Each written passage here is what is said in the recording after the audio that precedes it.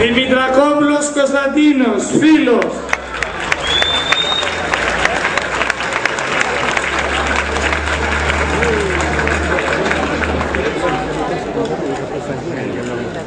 Αγαπητοί μου συμπολίτες, επιτρέψτε μου να μιλήσω λίγο σαν δάσκαλος. Ο Περικλής στον επιτάφιο μας περιγράφει τη λειτουργία της δημοκρατίας στην αρχαία Αθήνα.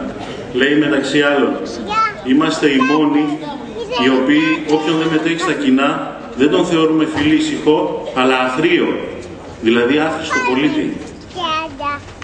Με αυτά τα λόγια δεν σημαίνει να γίνουμε όλοι πολιτικοί, αλλά να παρακολουθούμε και να μετέχουμε στα κοινά, κάτι που οι περισσότεροι δυστυχώς σήμερα, όντας απογοητευμένοι, απέχουν.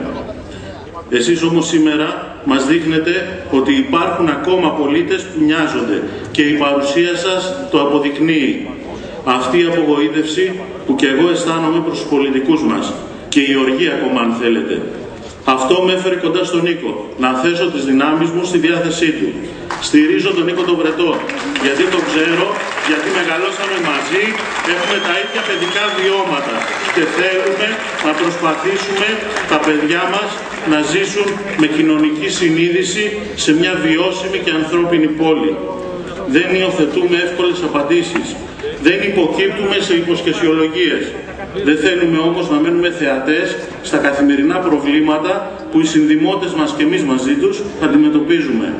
Εκφράζουμε τις αγωνίες μας και τα όνειρά μας. Αυτά μας ενώνουν, γιατί επιτέλους είναι ώρα για δράση. Γιατί πρέπει να έχουμε λόγο στην πόλη που μας αξίζει.